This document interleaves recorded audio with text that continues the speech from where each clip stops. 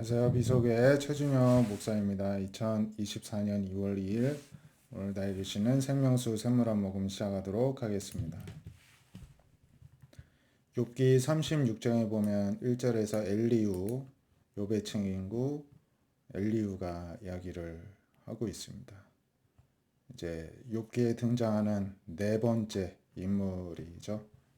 친구들 가운데서 그렇습니다. 나를 잠깐 용납하라. 이 엘리후가 뭐 이런 말을 하면서 나중에 말한 거는 제 나이가 가장 연소했기 때문인 것으로 나오고 있습니다. 내가 그대에게 보이리니 이는 내가 하나님을 위하여 아직도 할 말이 있음이라. 내가 먼 데서 지식을 얻고 나를 지으신 이에게 의를 돌려보내리라. 이제 하나님을 이제 높여드리고 있습니다. 뭐 자신의 말이 이제 거짓이 아니라고 합니다. 그러면서 하나님은 능하시나 아무도 멸시하지 아니하시고 그의 지혜가 무궁하사 악인을 살려두지 않으시고 고난받은 자에게 공의를 베푸는 분이시다 하신 이야기를 하고 있습니다. 하나님의 눈은 의인에게서 떼지 않으시고 또 그를 왕들과 함께 왕자에 앉히셔서 영원토록 존귀하게 하시고 이제 족쇄에 매거나 환난의 줄에 얽혔으면은 그들의 소행 자신들의 교만한 행위를 알게 하시고 또 그 귀를 열어 교훈을 듣고 이제 죄악에서 돌이키게 하신다는 것입니다. 그래서 그들이 이제 하나님의 뜻을 듣고 회개하고 돌이키면 형통한 날을 보내며 즐거운 해를 보낼 것이고 만일 하나님의 어떤 회개의 촉구에 대한 말씀을 순종하지 않으면 칼에 망하고 지식 없이 죽을 것이다. 이렇게 이야기를 합니다. 은근히 이 엘리오도 욥을 책망을 하는 것을 볼 수가 있습니다. 여기에서도 의인에게서 하나님이 눈을 떼지 않고 영원토록 존귀하게 하시고 족쇄에 매이거나 환난줄에 얽혔으면은 또 교훈을 주셔서 다시 또 형통함을 보게 해주신다 이렇게 이야기를 하고 있습니다. 그런데 욥 너는 왜 계속 이렇게 고난 가운데 있느냐는 것이죠. 그런데 마음이 경건하지 아니한 자는 분노를 쌓고 하나님이 속박할지라도 도움을 구하지도 않고 그들의 몸은 젊어서 죽고 그들의 생명은 남창과 함께 있도록 이제 망가지고 멸망 가운데 있다는 것입니다. 하나님은 공고한 자를 공고에서 구원하시고 학대에 닿을 즈음에 귀를 여시는 분이심으로 하나님이 욥을 환난에서 이끌어내사 좁지 않고 넉넉한 곳으로 옮기려 하셨은즉 무릇 그대의 상에는 기름진 것이 놓이리라 이렇게 이야기를 합니다. 이제는 악인의 받을 벌이 그대 가운데 가득하였고 심판과 정의가 그대를 잡았나니 그대는 분노하지 않도록 조심하고 뇌물이 그릇된 길로 가지 않게 조심을 하라는 것입니다. 이제 하나님께서 이제 그 환난에서 구해 주실 것이다. 그러니까 죄를 지지 않도록 이제 조심하라는 것입니다. 그대의 부르짖음이나 그대의 능력 어찌 그대가 공고 가운데에서 그대를 유익하게 하겠느냐는 것입니다. 여전히 자신이 의의를 행하면 하나님께 축복만이 받을 수 있다는 어떤 그런 기복신앙이 엘리야에게도 여전히 있다는 것입니다. 그때는 밤을 삼하지 말라. 인생들이 밤에 그들이 있는 곳에서 끌려가리라.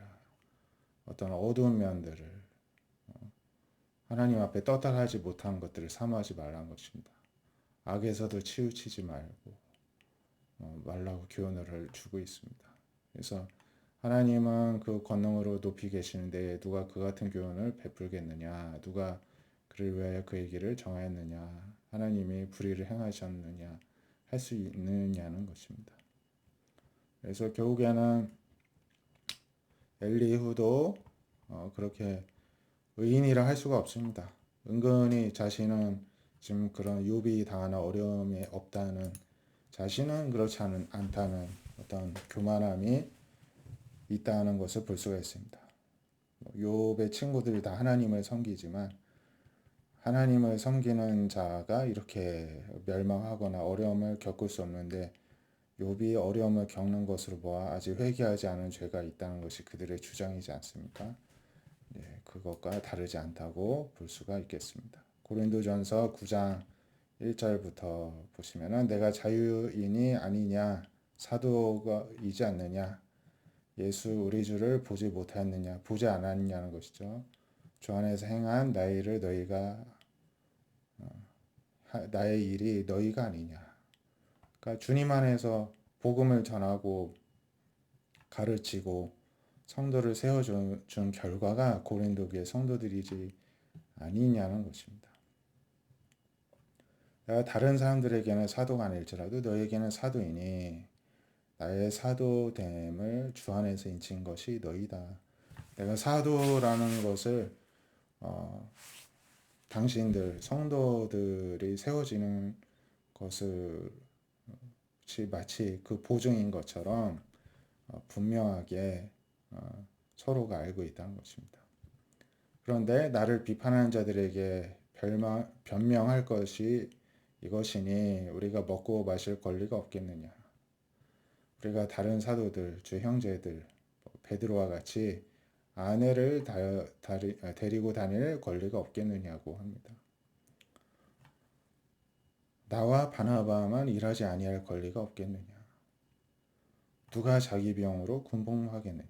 누가 포도 심고 그 열매를 먹지 않겠으며 누가 양떼를 기르고 젖을 먹지 않겠느냐. 사람의 예대로 이것을 말하는데 율법도 이것을 말하고 있다.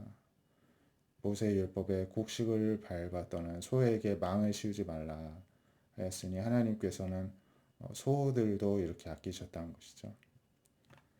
오로지 우리를 위하여 말씀하심이 아니냐. 과연 우리를 위하여 기록된 것이 밭가는 자가 소망을 가지고 갈며 곡식 떠는 자는 함께 얻을 소망을 가지고 이제 떨듯이 우리가 너에게 신령한 것을 뿌렸은즉 너희의 육적인 것을 거두기로 과하다 하겠느냐.